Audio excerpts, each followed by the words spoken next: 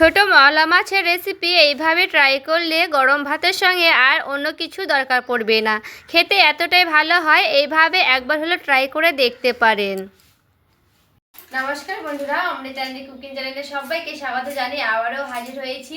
তো যে সকল বন্ধুরা ইউটিউব চ্যানেল থেকে দেখছেন তারা প্লিজ চ্যানেলটিকে সাবস্ক্রাইব করে আমার পাশে থাকবেন, আর যারা ফেসবুক থেকে দেখছেন তারা পেজটাকে ফলো করে রাখবেন। স্কিপ না করে পুরো রেসিপিটি দেখার অনুরোধ রইল। তো চলুন রেসিপিটি শেয়ার করা যাক। আর এখানে দেখুন বন্ধুরা, নিয়ে নিয়েছি মলা মাছ, আর মাছগুলো দেখুন কি সুন্দর একটা একটা ঝাড়া ঝাড়া আছে। আর এই মাছ কিন্তু খেতে খুবই উপকারিতা, আর খেতেও কিন্তু খুবই ভালো লাগে।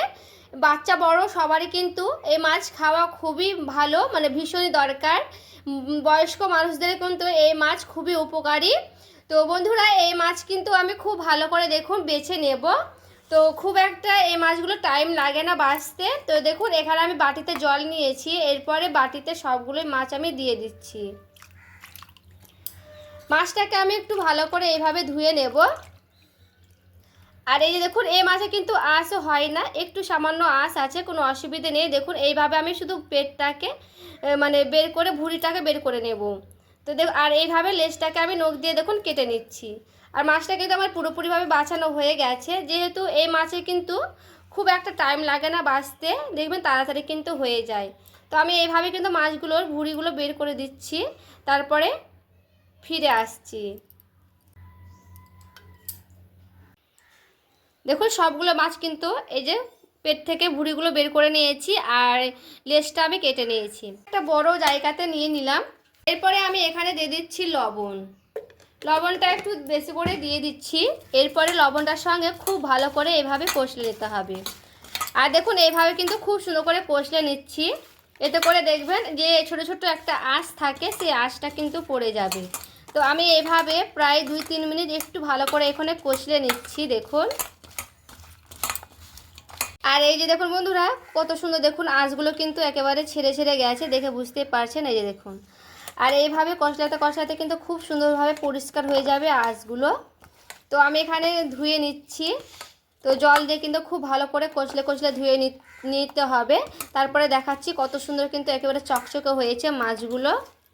আর এখানে দেখুন প্রায় আমি 4 বার মতো ধুয়েছি। এরপরে দেখুন, এরপর আমি শেষ মানে এবারে 4-5 বার হয়ে যাবে ধোয়া। এই যে দেখুন, আর কত সুন্দর পর্যন্ত পরিষ্কার হয়ে গেছে জলটা, দেখুন কি সুন্দর কিন্তু পরিষ্কার হয়ে গেছে।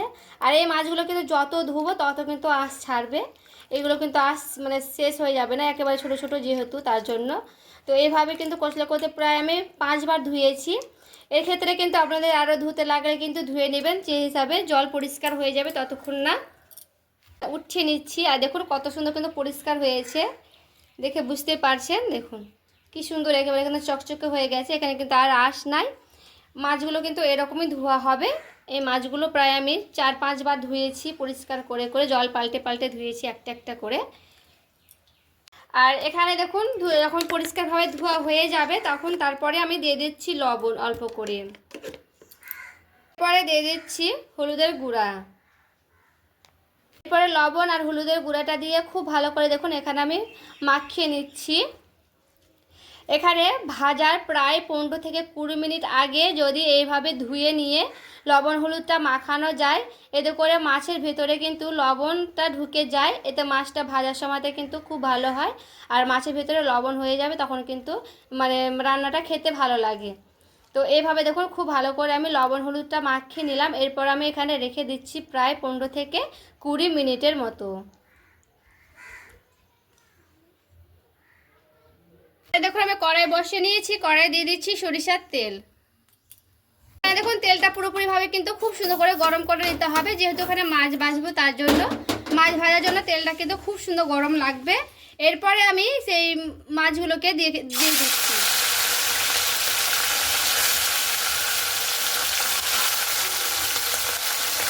দেখুন মাছটা কিন্তু খুব ভালো করে ভেজে নিতে হবে। তো আমি একটু এইভাবে ঝাঁকিয়ে নিচ্ছি। নিচ পিসটা খুব সুন্দর করে যখন ভাজানো হয়ে যাবে, এরপরে দেখুন খুব ভালো করে উল্টে নিচ্ছি মাছটা। এইভাবে খুব সুন্দর করে দেখুন উল্টানো যাবে, এই মাছগুলোকে খুব ভালো করে কিন্তু উল্টে যাচ্ছে। এই পিঠটা খুব ভালো করে আমি ভেজে নেব, 2 পিঠটা খুব সুন্দর মুচমুচে যখন ভাজানো হয়ে যাবে, এরপরে আমি উঠিয়ে নেব। যে মাছগুলো আছে সেগুলো আমি ভেজে নিচ্ছি। আমার মাছ ভাজতে ভাজতে এদিকে আমি আলু আর বেগুন কেটে নিয়েছি। তো এখানে আমি একটা গোটা বেগুন নিয়েছি, আর এখানে দেখুন দুটো আলু নিয়েছি। আর এই যে আলুগুলো এইভাবে কেটেছি 4 পিস করে, আর এই যে বেগুনগুলো কিন্তু এইভাবে আমি কেটে নিয়েছি। দেখুন দুইবারে আমি মাছটা খুব সুন্দর করে কড়া কড়া করে ভেজে নিয়েছি। এরপরে আমি উঠিয়ে নিলাম। ধুয়ে রাখা আলুগুলো দিয়ে দিচ্ছি। আলুগুলোকে খুব ভালো করে আমি ভেজে নেব, একেবারে লাল লাল করে।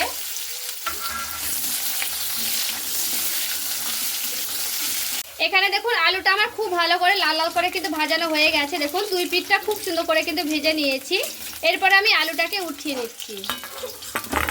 ধুয়ে রাখা বেগুনগুলোকে দিয়ে দিচ্ছি। বেগুনটাকে আমি খুব ভালো করে ভেজে নেব।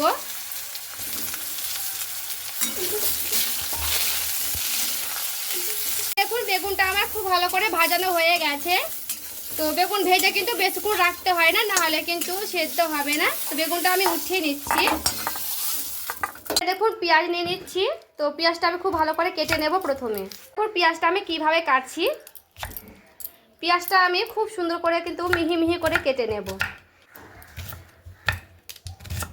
আর পেঁয়াজটা একটু মিহি মিহি করে কেটে নিলে বেশি ভালো হয়, কারণ পেঁয়াজটা যেন একেবারে গলে যায় ভাজার সময়তে, তার জন্য। তো আমি এভাবে কিন্তু পেঁয়াজটা কেটে নিচ্ছি খুব ভালো করে। তো এখানে আমি মানে 2-3টা পেঁয়াজ দেবো। তো চলুন সবগুলো পেঁয়াজ আমি কেটে নিচ্ছি, তারপরে ফিরে আসছি। তো এখানে দেখুন সবগুলো কিন্তু পেঁয়াজ আমার কাটানো হয়ে গেল। আবারও দিয়ে দিচ্ছি কড়াইয়ে সরিষার তেল, দিচ্ছি কালো জিরা। এই মাছে কিন্তু কালো জিরা দিলে খেতে ভালো লাগে। এরপরে সেই পেঁয়াজ কাটাটা আমি দিয়ে দিচ্ছি। পেঁয়াজটাকে খুব সুন্দর করে লাল লাল করে ভেজে নিতে হবে। আর এখানে দেখুন একটা মশলা রেডি করে নেব। তো চলুন, এখানে নিয়েছি অল্প পরিমাণে নিয়েছি জিরে, এখানে অল্প নিয়েছি আদা, আর এখানে নিয়েছি 4টা থেকে মানে 5টা 6টার মতো নিয়েছি লঙ্কা। লঙ্কার ভাগটা কিন্তু কম বেশি করে আপনারা দিয়ে দিতে পারেন। দেখুন একটা ধুয়ে রাখা টমেটো নিয়েছি। টমেটোটা আমি এবার কেটে নিচ্ছি, কারণ এখানে আমার টমেটোটা দিয়ে একসঙ্গে মশলাটা করে নেব, তার জন্য। চাইলে এখানে পরে থেকে করে নেওয়া যাবে, কিন্তু একসঙ্গে করলেও কিন্তু ভালো হয়। মশলাটা কালারটা খুব সুন্দর আসে, তার জন্য আমি দিয়ে দিচ্ছি সবগুলোই মশলাতে। আর সেই মশলাগুলো কিন্তু আমি এখানে দিয়ে দেব। পরে জল দিয়ে দিলাম। এরপরে খুব ভালো করে একটা মিহি পেস্ট করে নিচ্ছি। মশলাটা আমি দিয়ে দিচ্ছি। একটু জল দিয়ে দিলাম। আমি দিয়ে দিচ্ছি পরিমাণ মতো লবণ, দিয়ে দিচ্ছি হলুদের গুঁড়া পরিমাণ মতো, লঙ্কার গুঁড়া। মশলাটা খুব ভালো করে দেখুন এখানে আমি কষিয়ে নিচ্ছি। এই রেসিপিতে চাইলে পেঁয়াজটা স্কিপ করে যেতে পারেন। মশলাটা দেখুন খুব সুন্দর করে যখন কষানো হয়ে যাবে, দেখবে সাইড থেকে কিন্তু তেলগুলো ছেড়ে ছেড়ে আসবে। তো এইভাবে খুব ভালো করে মশলাটাকে আমি আরও কিন্তু কষিয়ে নেব। এখানে আমার মশলাটা কষতে কষতে দিয়ে দিতে হবে সেই ভেজে রাখা আলুগুলো। আলুর সঙ্গে মশলাটা আমার খুব ভালো করে কিন্তু কষতে হবে। তো সেই মশলার সঙ্গে আলুর সঙ্গে আমি খুব ভালো করে কষতে নিচ্ছি। এতে করে আমার কষতে কষতে কিন্তু আলুটাও সেদ্ধ হয়ে যাবে প্রায়। এরপরে আমি বেগুনটাও দিয়ে দিচ্ছি। বেগুনটা দিয়েও মশলার সঙ্গে আলুর সঙ্গে খুব ভালো করে এখানে আমি কষতে নেব। আলু বেগুনটার সঙ্গে খুব সুন্দর করে কষানো হয়ে গেলে দিয়ে দিতে হবে ঢাকা। ঢাকা দিয়ে আমি গ্যাসের আঁচ কমিয়ে দিলাম। ঢাকা দিয়ে খুব ভালো করে আমি কষিয়ে নেব। এরপর আমি ঢাকাটা উঠিয়ে নিলাম। এরপরে আর এখানে আমার খুব ভালো করে বেগুন আর আলুটা মানে ভেজে নিলাম, মানে একটু নাড়াচাড়া করে নিলাম। আর এখানে আমি ঢাকা দিয়ে রেখে দিয়েছিলাম, এতে করে খুব ভালো করে যেন আলু আর বেগুনটা সেদ্ধ হয়ে যায়, তার জন্য। তো এখানে আমার কিন্তু মশলাটাও কাঁচা গন্ধটা চলে গেছে খুব ভালো করে। তো এখানে আমি খুব সুন্দর করে দেখুন আবার একটু নাড়াচাড়া করে নিলাম। পরে দেখুন এখান থেকে যখন গায়ে লেগে যাবে এই মশলাটা, দেখবেন কড়াই গায়ে এইভাবে লাগতে লাগবে আস্তে আস্তে, তখন জানবেন পুরোপুরিভাবে মশলাটা আমার কষানো হয়ে গেছে। আর দেখুন কি সুন্দর একটা মশলা থেকে কিন্তু মানে ছুটে ছুটে গেছে, তেলগুলো ছেড়ে ছেড়ে গেছে। তো এখানে আমি দিয়ে দিচ্ছি জল। দেখুন খুব ভালো করে নাড়াচাড়া করে নিচ্ছি। এখানে আমি আলুটা খুব ভালো করে সেদ্ধ করে নেব, যেন পুরোপুরিভাবে সেদ্ধ হয়ে যায়। ভালো করে টকবক করে ফুটিয়ে নিচ্ছি, তারপরে ফিরে আসছি।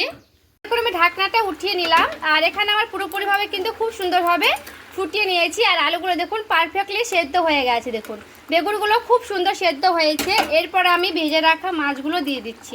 এখানে দেখুন কত সুন্দর লাগছে মাছ ভাজাগুলো, দেখতে দারুণ লাগছে। দিচ্ছি সেই ঝোলের ওপরে। এরপরে মাছগুলো দিয়ে খুব সুন্দর করে এভাবে হালকা করে নাড়াচাড়া করে নিচ্ছি আলতো হাতে। আর এরকম কিন্তু শুকনো শুকনো হবে এই রেসিপিটা। মাছগুলো দিয়ে খুব ভালো করে আমি 2-3 মিনিট একটু ফুটিয়ে নেব। তো বন্ধুরা এখানে কিন্তু মাছটা খুব একটা ঝোল ঝোল হবে না, এরকম হালকা শুকনো শুকনো হবে, মানে হালকা গ্রেভি পাতলা থাকবে। দেখুন দিয়ে দিচ্ছি অল্প পরিমাণে চিনিটা দিয়ে হালকা করে একটু নাড়াচাড়া করে নিলাম। এখানে মাছের রেসিপিটা কিন্তু পুরোপুরিভাবে রেডি হয়ে গেছে। তো এখানে আমি নামিয়ে নিচ্ছি, তারপরে ফিরে আসছি। আর দেখুন রেডি করে নিয়ে চলে এসেছি, দেখতে দেখুন কতটা সুন্দর হয়েছে। তো আজকের রেসিপি ভালো লেগে থাকলে প্লিজ লাইক কমেন্ট শেয়ার করে দেবেন। সকলে ভালো থাকবেন, সুস্থ থাকবেন। আর এই দিয়ে কিন্তু এক থালা ভাত নিমেষে শেষ করে ফেলবেন। দেখা হচ্ছে আরও একটি রেসিপির সঙ্গে।